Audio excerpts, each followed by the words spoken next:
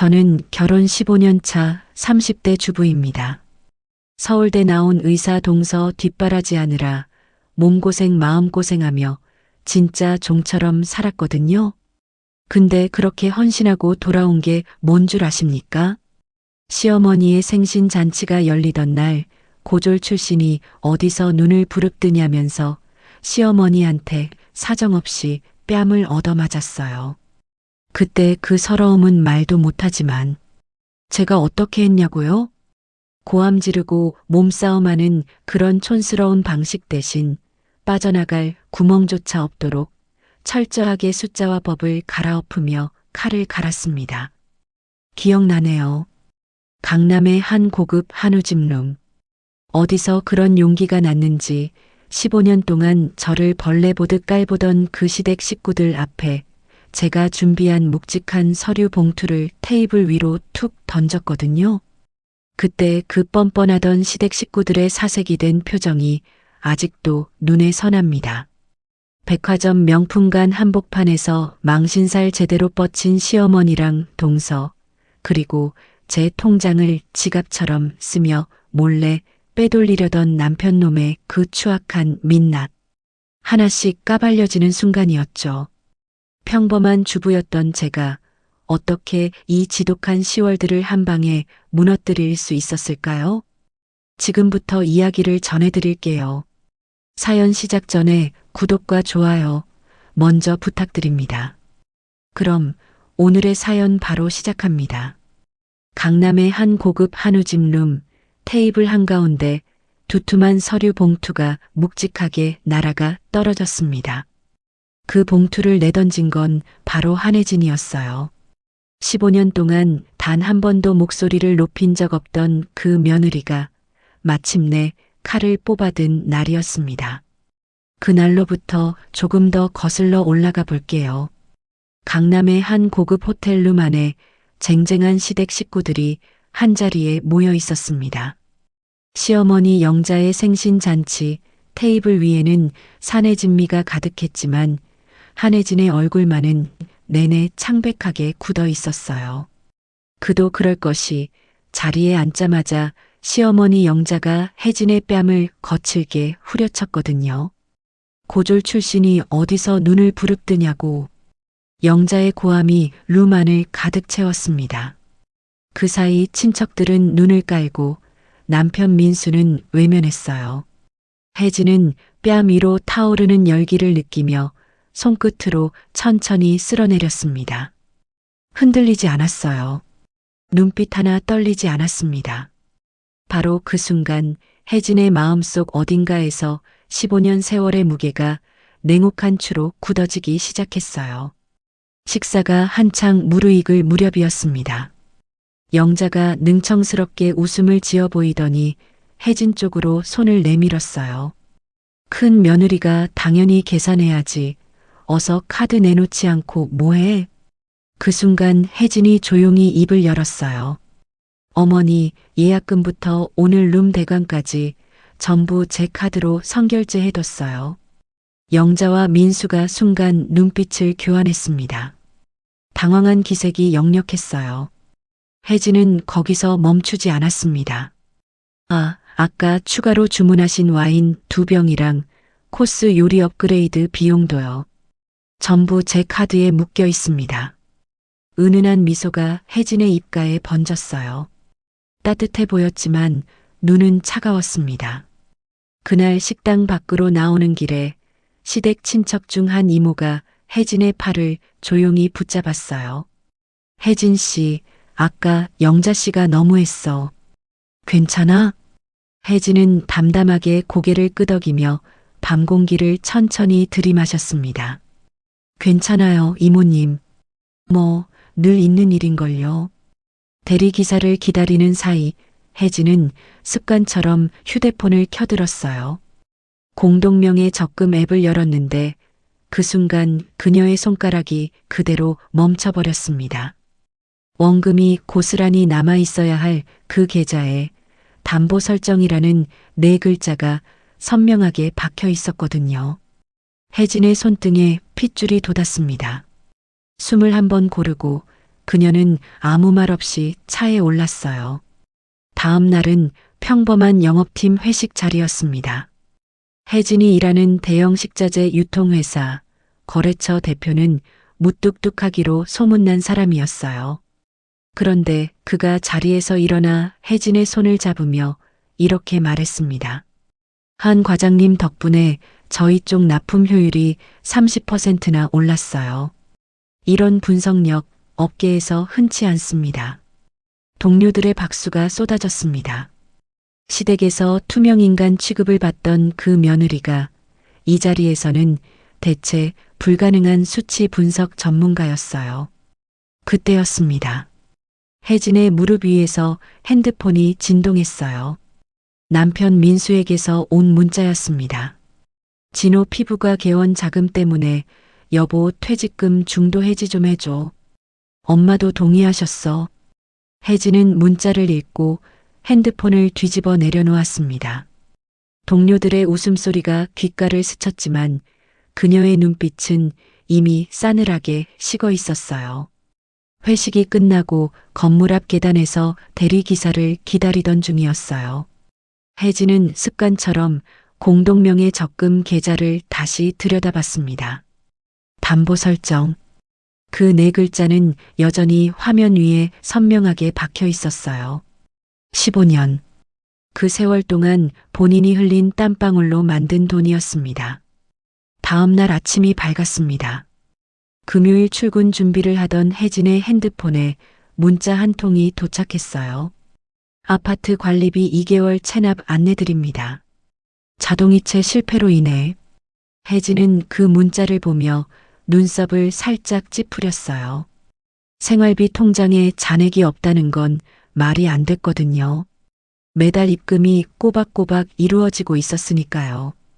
혜진은 가방을 집어들고 곧바로 아파트 관리사무소로 향했습니다. 소장님, 저희 집 관리비 자동이체 계좌 확인 좀 부탁드려도 될까요? 관리소장이 컴퓨터 화면을 들여다보며 고개를 갸웃했습니다. 이상한데요. 계좌번호가 바뀌어 있어요. 지난달부터 다른 번호로 이체 신청이 들어왔는데 혜진은 그 화면을 천천히 들여다봤습니다. 낯선 계좌번호였어요. 본인의 생활비 통장이 아니었습니다. 관리사무소를 나와 집으로 올라온 혜진은 침실 서랍 깊숙이 숨겨뒀던 파일들을 꺼내 들었어요. 15년치 영수증과 인테리어 계약서들이었습니다. 손끝이 가볍게 떨렸지만 눈빛은 흔들리지 않았어요. 서류들을 하나하나 펼쳐놓고 비교하기 시작했습니다. 그리고 그 순간 혜진은 멈추었어요.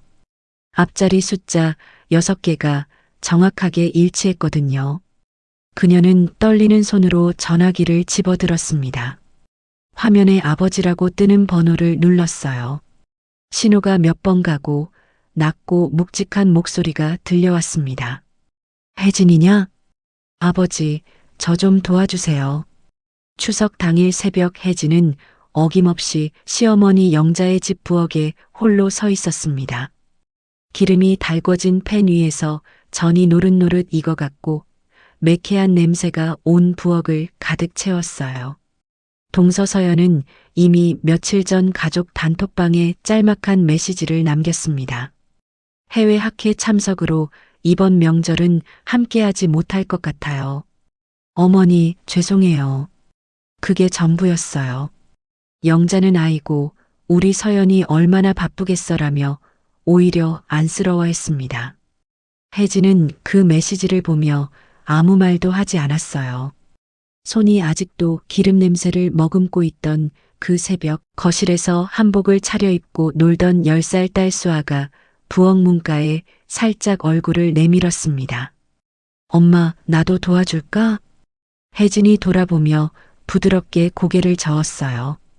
위험하니까 들어가 있어. 거기 기름 튀어. 바로 그 순간 부엌 문이 거칠게 벌컥 열렸습니다. 영자였어요. 아니, 전 부치는데 손이 왜 이렇게 느려? 제삿날 이 시간에 이것밖에 못했어? 타박이 빗발쳤습니다. 영자의 시선이 문가에 서 있는 수아에게 잠깐 쏠렸다가 다시 혜진의 손목 위로 내려앉았어요.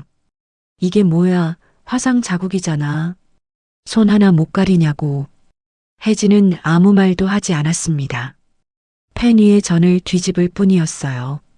조금 있다가 수아가 다시 살며시 엄마 곁으로 다가왔습니다. 그리고 아주 순진한 얼굴로 물었어요. 엄마, 할머니가 그러는데 공부 많이 한 사람만 손이 귀하대. 엄마는 왜 공부 안 했어? 혜진의 손이 그 순간 딱 멈췄습니다. 기름 튀는 소리만 가득한 부엌 안에서 10살짜리 아이의 입에서 나온 그 말이 심장을 칼처럼 파고들었어요. 타들어가는 전소리보다 심장이 더 크게 찢어지는 것 같았습니다. 혜진은 천천히 고개를 수아 쪽으로 돌렸어요.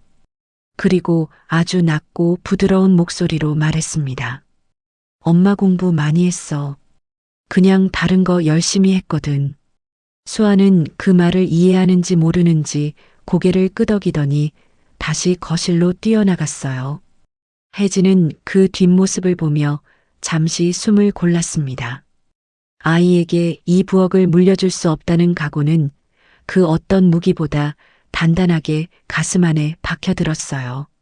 한참 부엌 일이 이어지던 중 혜진의 주머니 속 핸드폰이 진동했습니다. 가족 단톡방이었어요. 서연이 사진을 올렸어요. 유럽풍 레스토랑 창가 자리, 와인잔을 손에 들고 환하게 웃는 서연의 사진이었습니다.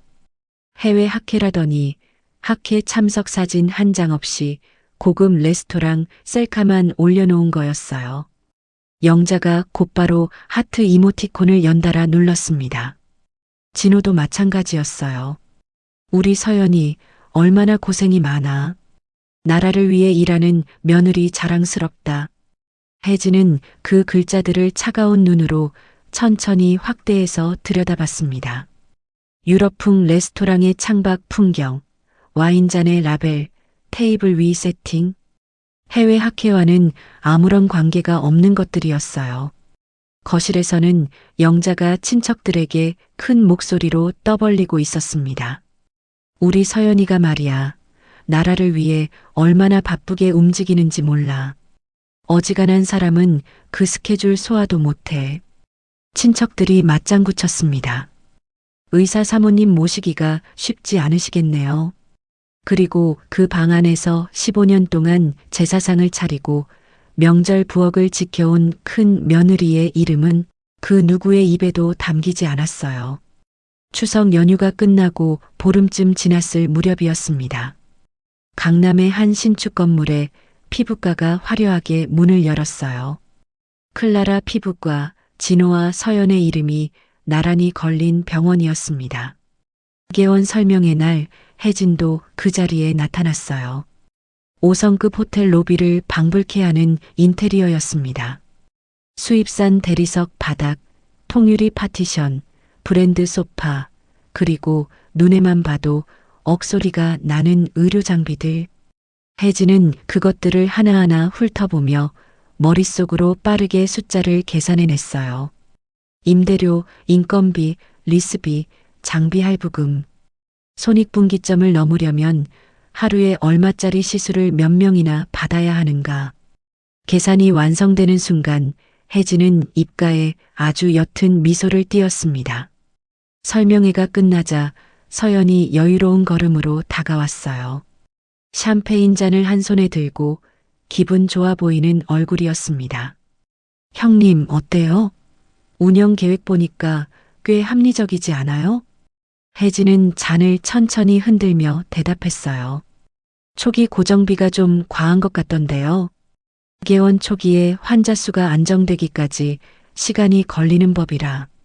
서연이 살짝 눈살을 찌푸렸습니다. 형님, 저희는 이미 완벽하게 준비됐어요. 그 정도는 다 계산한 거라고요. 그 말과 함께 서연은 가볍게 고개를 젖히며 자리를 떴습니다. 혜진은 그 뒷모습을 바라보다가 천천히 복도 쪽으로 발을 옮겼어요. 그런데 복도를 지나던 중이었습니다. 원장실 사무실 문이 살짝 열려 있었어요. 혜진의 발걸음이 멈췄습니다. 문틈 사이로 보이는 책상 위 서류 뭉치 한 장의 제목이 눈에 들어왔어요. 개원 자금 조달 세부 계획서. 혜진은 주위를 한번 살핀 뒤 조용히 안으로 들어갔습니다. 서류를 집어들고 빠르게 훑어 내려갔어요. 숫자들이 빠르게 눈에 담겼습니다. 그리고 맨 아래 작은 글씨로 적혀 있던 한 줄. 형님 부부 무이자 대여 마이너스 5천만 원. 혜진의 심장이 덜컥 내려앉았습니다. 주말 오후였습니다. 친정집 식탁 앞에 마주 앉은 혜진의 맞은편에서 아버지가 천천히 서류들을 펼쳐놓고 있었어요. 평생을 세무사로 살아온 손이었습니다. 미동도 없이 정확하게. 혜진이 몰래 찍어온 사진들, 은행 내역, 15년치 영수증들이 아버지의 손을 거쳐 12장의 분석표로 다시 태어나고 있었어요. 혜진아, 이거 봐라. 아버지가 붉은 펜으로 한 줄을 짚었습니다. 공동적금 담보대출. 이거 양측 동의 없이 단독으로 진행한 거야. 이건 명백한 불법 담보 설정이야. 민사소송감이 확실해. 혜진이 고개를 끄덕였습니다. 예상은 했지만 숫자로 명확하게 짚어지는 순간 다른 느낌이었어요. 아버지가 다시 다른 줄을 가리켰습니다. 생활비 통장 자동이체 계좌를 임의로 바꾼 것도 마찬가지야.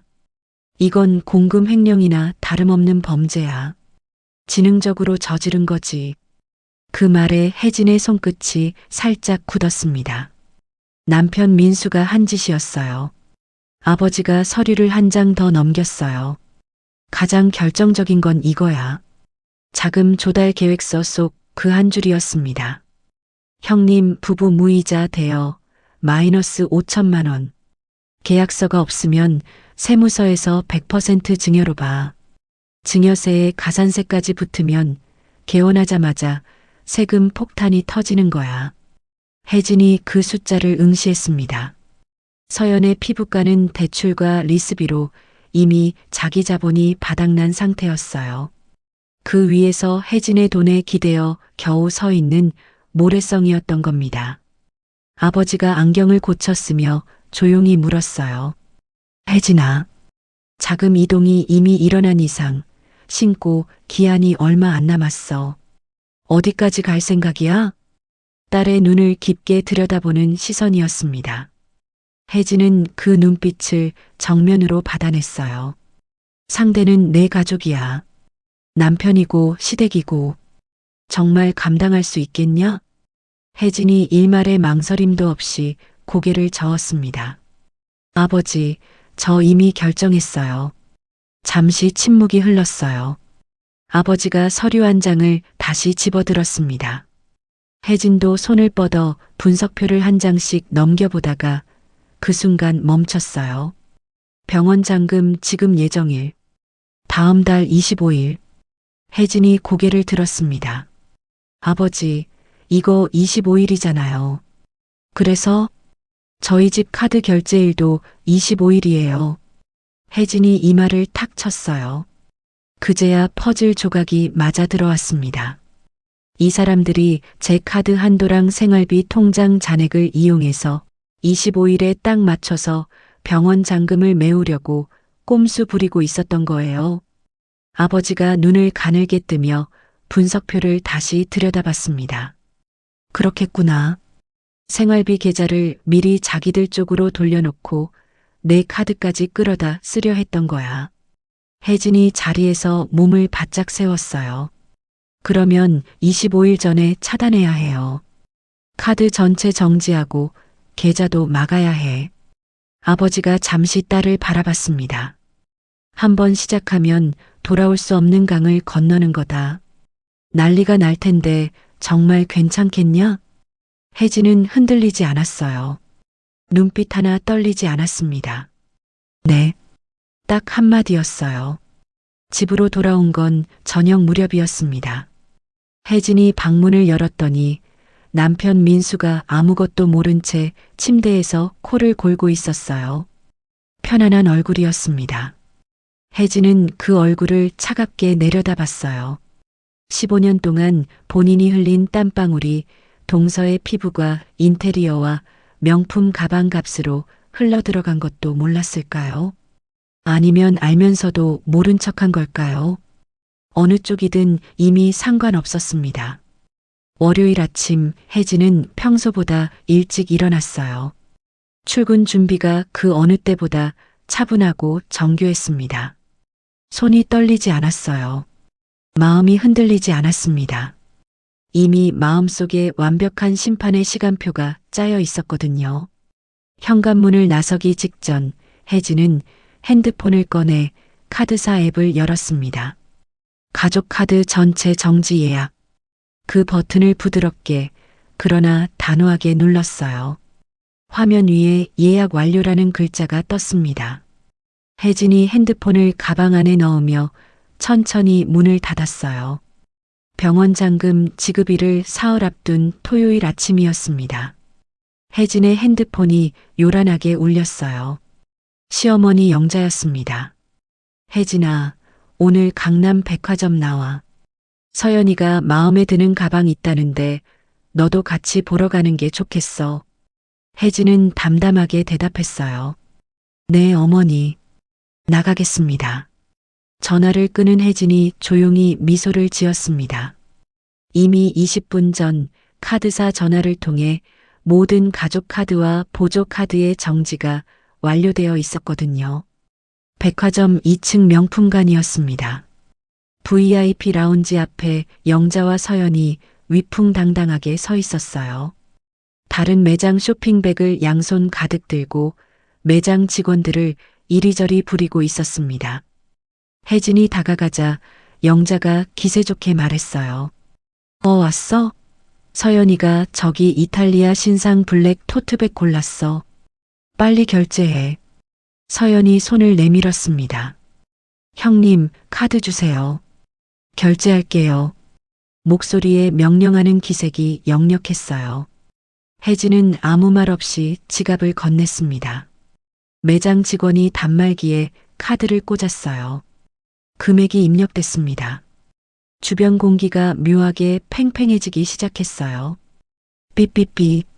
거절음이 울렸습니다. 직원이 당황한 표정으로 영자를 바라봤어요. 죄송합니다, 고객님. 한도 초과로 승인이 거절됩니다. 영자가 얼굴을 붉히며 소리쳤습니다. 뭐야, 한도 초과? 그럴 리가 없어. 다시 한번 긁어봐요. 혜진이 조용히 지갑에서 보조 카드를 꺼내 내밀었어요. 직원이 그것을 받아 단말기에 넣었습니다. 삐삐삐. 또 거절음이었습니다.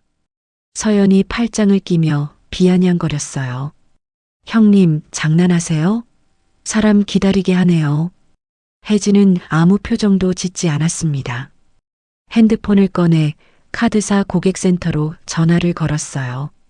스피커폰 버튼을 눌렀습니다. 상담원의 목소리가 명품관 복도에 선명하게 울려 퍼졌어요. 네, 고객님. 해당 카드는 오늘 오전 본인 요청으로 전체 이용 한도가 하향 조정된 상태입니다. 보조 카드 역시 동일하게 이용이 제한된 상태이고요. 영자와 서연의 얼굴이 순식간에 하얗게 질렸습니다.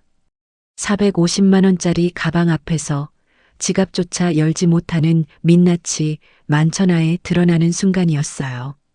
영자가 급히 핸드백을 뒤졌습니다. 진호 명의의 다른 카드를 꺼내 직원에게 던지듯 내밀었어요. 삐삐삐. 세 번째 거절음이었습니다. 이번 달 카드 대금이 이미 한 개까지 차 있었던 겁니다. 서연이 급하게 남편 진호에게 전화를 걸었어요. 여보, 지금 백화점인데 카드가 다 막혀. 어떻게 된 거야? 진호의 대답이 흘러나왔습니다. 이번 달은 정말 한도가 없어. 병원 쪽에서 다 써버렸거든. 서연이 전화를 끊으며 이를 악물었습니다. 직원이 조심스럽게 물었어요. 혹시 현금이나 다른 결제 수단이 있으실까요?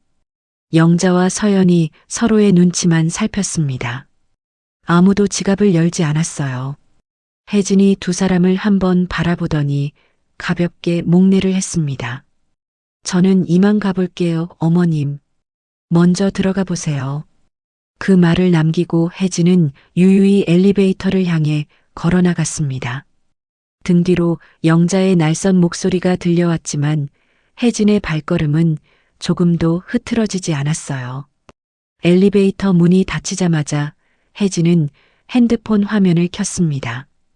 카드 한도 제한 완료라는 문자가 선명하게 박혀 있었어요. 혜진이 혼잣말로 속삭였습니다. 오전 11시 4분. 엄마한테 전화 오기 딱 20분 전이었네. 퍼즐이 아주 완벽하게 맞아떨어졌어. 백화점 사건으로부터 닷새가 흘렀습니다. 그 사이에도 시댁 쪽에서 연락이 끊이지 않았어요. 영자는 전화를 걸 때마다 목소리를 높였고 민수는 저녁마다 눈치를 보며 주변을 맴돌았습니다. 그리고 토요일 저녁 영자의 언명으로 온 가족이 서초구의 한 고급 한우 전문점에 모이게 됐어요. 혜진이 약속 시간보다 일찍 도착해 룸 안자리에 앉았습니다. 가방은 무거웠어요. 세무사 아버지가 밤새 정리해준 자금 흐름표와 횡령 증거 서류들이 가득 들어 있었거든요. 잠시 후 문이 열리며 영자가 진호와 서연을 앞세워 들어왔습니다. 자리에 앉자마자 서연이 메뉴판을 집어들더니 테이블 위에 신경질적으로 탁 내려놓았어요. 어머니, 지금 고기가 문제가 아니에요. 서연의 목소리가 떨렸습니다. 내일이 병원 잔금 지급일인데 자금 쪽에 커다란 구멍이 생겼어요. 이대로면 계약이 파기될 판이라고요. 서연의 눈에 눈물이 맺혔습니다. 영자가 민수를 쏘아봤어요. 민수야, 네가 어떻게 해야 하지 않겠어? 형이잖아. 민수가 혜진 쪽으로 눈길을 돌렸습니다. 혜진이 말을 먼저 끊었어요. 어떻게 알아서 하실 건데요, 민수 씨? 차갑게 가라앉은 목소리였습니다. 민수의 얼굴이 순식간에 흑빛으로 변했어요. 혜진이 가방 속에서 두툼한 서류 봉투를 꺼냈습니다.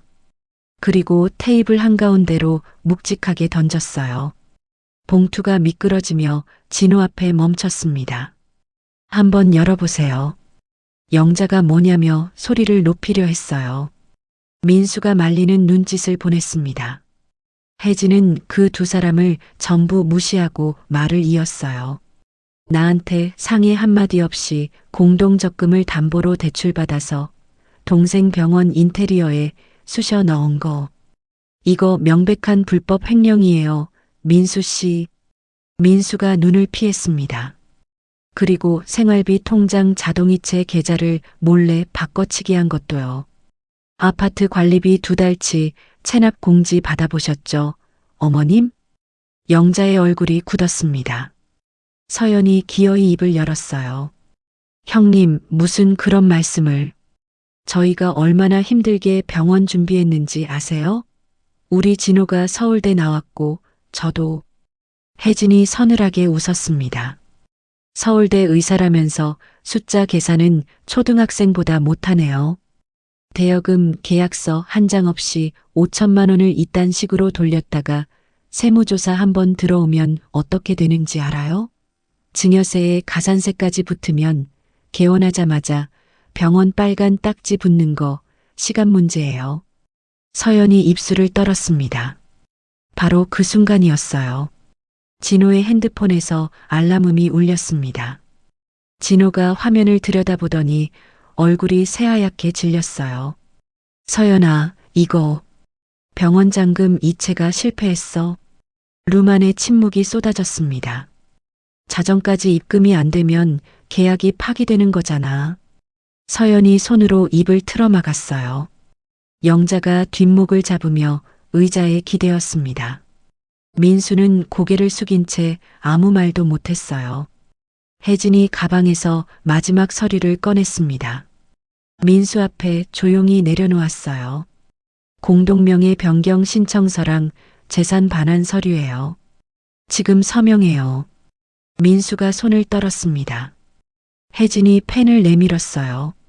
민수는 오래 버티지 못했습니다. 벌벌 떨리는 손으로 민수가 서류에 사인을 휘갈겼어요. 그 순간 15년 동안 혜진을 옥죄던 모든 빗장이 산산이 부서져 내렸습니다. 혜진이 서류를 걷어들이며 조용히 자리에서 일어섰어요. 가방을 들고 룸 밖으로 걸어 나왔습니다. 복도에는 한우 굽는 냄새가 가득했어요. 뒤에서 서연의 울음소리와 영자의 신음이 섞여 들려왔습니다. 혜진의 발걸음은 그 소리에 조금도 흔들리지 않았어요. 강남의 차가운 밤 공기가 뺨을 스쳤습니다. 혜진이 멈추지 않고 걸었어요. 그 어느 때보다 가볍고 그 어느 때보다 빠른 걸음이었습니다. 그 한우집 룸을 나온 날로부터 어느덧 석 달이 흘렀습니다. 겨울이 지나고 봄이 왔어요.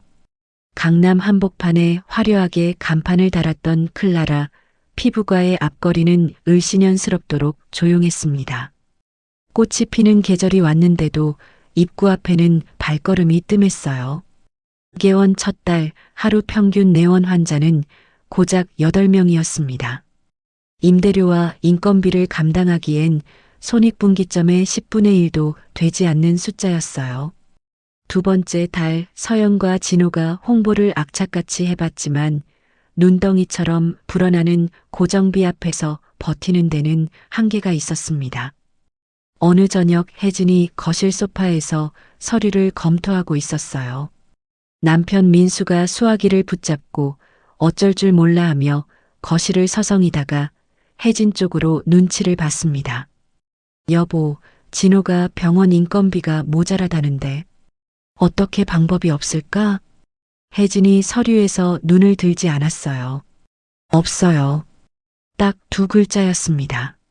민수가 더 이상 말을 잇지 못했어요. 주말에는 영자에게서 전화가 왔습니다. 수화기 너머로 버럭 소리가 터져 나왔어요. 진호 병원이 망해가는데 형 부부가 나 몰라라 하는 게 제정신이야? 형 된 도리가 있지. 혜진이 전화기를 귀에 대고 담담하게 받아쳤습니다. 어머니, 저는 15년 동안 할 만큼 했어요. 이미 충분하다 못해 넘치게 했다고요. 영자가 목소리를 높였지만 혜진은 흔들리지 않았어요. 전화를 끊었습니다. 시댁의 공세가 먹히지 않자 이번에는 가족 단톡방에 시아버지 기일 공지가 올라왔어요. 한 명도 빠지지 말고 새벽같이 모이라는 명령이었습니다. 혜진은 그 메시지를 읽고 1초도 망설이지 않았어요. 단톡방에 짧게 답장을 달았습니다. 이번 기일에는 참석하지 못하겠습니다. 방에서 나온 민수가 안절부절 못하며 말했어요. 엄마 혈압 올라 쓰러지시면 어쩔 거야. 당신은. 혜진이 민수를 바라봤습니다. 당신은요? 15년 동안 내가 새벽부터 기름 냄새 맡을 때, 거실에서 코 골며 잘 때, 내 화상 걱정 한마디라도 해준 적 있어요? 민수가 입을 열었다가 다시 닫았습니다. 혜진은 더 이상 기다리지 않았어요. 따스한 봄 햇살이 쏟아지는 주말 오후였습니다. 혜진은 딸 수아의 손을 잡고 집 근처 카페 창가 자리에 앉았어요. 딸기 라테 하나, 아메리카노 하나를 주문했습니다. 수아가 창밖을 바라보다가 물었어요. 엄마, 오늘 할머니 집에 안 가? 혜진이 환하게 웃으며 고개를 저었습니다. 응. 오늘은 엄마랑 수아랑 둘이서 노는 날이야. 수아가 고개를 갸웃했어요. 그러다가 초롱초롱한 눈으로 엄마를 바라봤습니다. 엄마 있잖아. 응? 엄마가 항상 다른 사람 챙기잖아. 이제는 엄마 자신을 챙겨야 해. 내가 봤어. 엄마 너무 힘들었잖아. 10살짜리 아이의 입에서 나온 말이었습니다. 혜진의 눈시울이 뜨거워졌어요. 말이 잘 나오지 않았습니다. 뭉클한 감정이 목구멍 끝까지 차올랐어요. 15년 동안 꽉 잠겨있던 마음 어딘가의 빗장이 그 한마디에 스르륵 풀려나가는 것 같았습니다. 15년이라는 긴 시간이었습니다. 고졸이라는 이유로 온갖 무시를 견뎌야 했던 세월이었어요. 뺨을 맞고 투명인간 취급을 받고 통장이 농락당하고 퇴직금과 적금이 담보로 잡히고 그 모든 것들이 켜켜이 쌓였던 15년이었습니다. 그런데 혜진은 끝내 거대한 승리로 그 세월을 마무리했어요. 사람의 가치는 졸업장 한 장으로 결정되지 않습니다. 혜진이 스스로 증명해낸 진리였어요. 남편 민수는 모든 서류에 사인을 하고 난 뒤로 집안에서 발언권이라는 것이 사라졌습니다. 눈치를 보며 조용히 집안일을 도맡는 처지가 됐어요. 거들먹거리던 시절의 흔적은 어디서도 찾아볼 수 없었습니다. 시어머니 영자는 병원 파산과 잇따른 세무조사 압박 속에서 남은 자산마저 하나씩 정리해야 했어요. 예전의 거드름은 이미 사라진 지 오래였습니다. 방 안에서 조용히 지내는 날이 많아졌어요. 서연과 진호의 클라라 피부과는 결국 버티지 못했습니다. 화려하게 열었던 문을 채 1년도 안 돼 닫아야 했어요. 남의 돈을 날로 먹으려 했던 꼼수는 국세청의 눈과 법의 심판대 앞에서 철저하게 무너졌습니다. 그 모든 것들의 기반에는 친정아버지의 세무 지식과 혜진의 데이터 분석력이 있었어요. 철저한 숫자와 법이라는 무기 앞에서 화려한 학벌이라는 허울은 비참하게 무릎을 꿇고 말았습니다. 딸 수아와 함께 카페 창가에 앉아 봄날의 햇살을 받던 혜진의 얼굴에는 과거의 그림자가 하나도 없었어요. 그 얼굴을 보며 수아가 라테 잔을 두 손으로 감싸쥐고 물었습니다. 엄마, 이제 진짜 행복해? 혜진이 웃었어요. 응, 진짜 행복해. 그 무렵 회사에서도 변화가 있었습니다. 대형 식자재 유통회사에서 혜진은 영업팀 핵심 임원으로 승진했어요. 무뚝뚝한 거래처 대표가 극찬을 쏟아냈던 그 분석력이 회사 안에서 점점 더 크게 인정받고 있었습니다. 철저한 분석력과 리더십. 혜진의 이름은 회사 안에서 전설처럼 오갔어요. 후배 여직원들에게 가장 닮고 싶은 사람으로 꼽히는 일이 잦아졌습니다. 어느 저녁이었어요. 석양빛이 은은하게 물들어가는 강남의 오피스 빌딩 숲을 창밖으로 내려다보며 혜진이 커피 한 잔을 여유롭게 음미했습니다. 그 화려한 풍경 뒤로 피를 나눈 가족이라는 이름이 얼마나 잔인한 허상일 수 있는지를 생각하면 가슴 한구석이 헛헛해지는 건 어쩔 수가 없었어요. 하지만 그게 전부였습니다. 헛헛함, 그리고 그 너머의 고요함. 가방 속에는 더 이상 슬픈 영수증이 없었어요. 15년치 억울함을 담아두었던 파일도 없었습니다. 대신 그 자리에는 앞으로 혜진 스스로 개척해 나갈 눈부신 미래의 청사진들만이 가득 들어차 있었어요. 혜진이 창밖의 석양을 바라보며 천천히 커피를 한 모금 마셨습니다. 봄바람이 유리창 너머로 느껴지는 것 같았어요. 15년의 밤이 끝나고 이제야 비로소 자기 자신의 아침이 시작되고 있었습니다. 봄이 깊어갔습니다. 강남의 거리 위로 연두빛 이파리들이 바람에 흔들렸어요. 혜진은 그 무렵 혼자 걷는 시간이 생겼습니다. 출근 전 30분 회사 근처 공원 산책로를 천천히 걷는 습관이 생겼어요. 예전에는 그런 여유가 없었습니다. 시댁 눈치를 보느라, 생활비 통장을 들여다보느라, 밀려드는 불안을 억누르느라 멈출 틈이 없었거든요. 이제는 달랐습니다. 어느 화창한 아침이었어요. 산책을 마친 혜진이 벤치에 잠깐 앉아 따뜻한 커피를 한 모금 마셨습니다. 핸드폰 화면이 밝아지며 문자가 하나 왔어요. 수아에게서 온 메시지였습니다. 엄마, 오늘도 화이팅? 라는 짧은 한 줄과 작은 꽃 그림이었어요. 혜진이 그 문자를 바라보며 잠시 멈췄습니다. 그 10살짜리 아이가 참 대견했어요. 엄마의 등을 오래 바라보며 자랐지만 그 눈에는 슬픔보다 힘이 더 많이 담겨 있었거든요.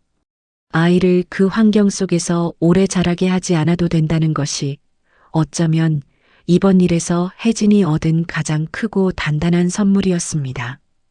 그 무렵 회사 안에서도 혜진에게 새로운 프로젝트 제안이 들어왔어요. 유통 데이터 전산화 작업을 총괄하는 팀장 역할이었습니다. 규모가 큰 일이었어요.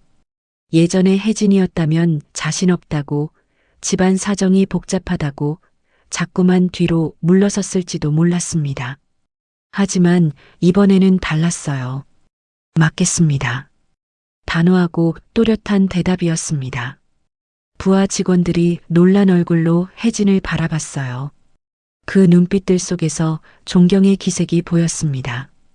혜진은 그걸 느끼면서도 가볍게 웃고 회의실을 나섰어요. 오래전에 잃어버린 자기 자신이 돌아온 것 같았습니다. 아니, 잃어버렸던 게 아닌지도 몰라요.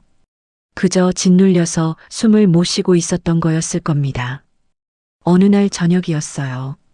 혜진이 퇴근길에 시장 골목을 지나다가 작은 꽃집 앞에서 발을 멈췄습니다. 노란 프리지아 한 다발이 눈에 들어왔어요. 가격이 부담스러운 것도 아니었는데 15년 동안 그런 걸 사본 적이 없었습니다. 늘 다른 사람의 생신 화환, 시어머니 환갑 꽃다발을 샀을 뿐이었어요. 혜진이 그 꽃을 샀습니다. 자기 자신을 위해서. 집으로 돌아와 식탁 위 유리병에 꽃을 꽂아놓으니 집안이 달라 보였어요. 수아가 현관에서 신발을 벗다가 꽃을 보고 눈을 동그랗게 떴습니다. 엄마, 꽃이다. 누가 준 거야? 엄마가 엄마한테 산 거야. 수아가 고개를 끄덕이더니 씩 웃었어요. 그리고 아무렇지도 않게 책가방을 내려놓으며 중얼거렸습니다. 잘했다, 엄마.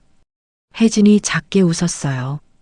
그날 밤 수아를 재우고 난 뒤 혜진은 혼자 거실에 앉아 있었습니다. 불을 반쯤 끈 채로 식탁 위의 꽃을 바라봤어요. 노란 꽃잎이 조용히 빛을 받고 있었습니다. 15년이라는 세월이 스쳐 지나갔어요. 아팠던 날들이 지나갔고, 버텨온 날들이 지나갔고, 이를 악물었던 날들이 지나갔습니다. 억울했을까요? 물론이었어요. 외로웠을까요? 그보다 더했습니다. 그럼에도 혜진은 끝까지 자기 자신을 놓지 않았어요. 숫자를 기억했고, 증거를 쌓았고, 조용히 때를 기다렸습니다. 그리고 마침내 자기 자신의 편으로 섰어요. 혜진이 천천히 눈을 감았습니다. 귓가에 봄바람 소리가 희미하게 들려오는 것 같았어요. 창밖에는 밤이 깊어 있었지만 혜진의 마음속은 오래간만에 고요하고 따뜻했습니다. 오늘 전해드린 한혜진 씨의 이야기는 묵묵히 견뎌온 세월 끝에 스스로의 권리를 되찾은 한 사람의 통쾌한 승리를 보여주고 있습니다. 오랜 시간 당연하게 여겨졌던 부당함 속에서도 포기하지 않고 철저하게 진실을 준비한 모습은 우리에게 깊은 카타르시스와 함께 많은 생각을 안겨줍니다. 누군가의 희생을 당연하게 여기던 이들은 결국 스스로 만든 덫에 무너졌지만 끝까지 중심을 잃지 않은 혜진 씨의 발걸음은 앞으로 더욱 빛날 것입니다. 오늘 이 이야기가 여러분의 가슴속 답답함을 시원하게 뚫어드렸기를 바라며 늘 곁에서 함께 해주셔서 진심으로 감사드립니다. 이야기가 재미있으셨다면 구독을 눌러주시고 어디에서 듣고 계신지 댓글로 남겨주세요. 어디에 계시든 그곳에 행운이 깃들기를 기도하겠습니다. 오늘 하루도 행복 가득하시길 바랍니다. 감사합니다.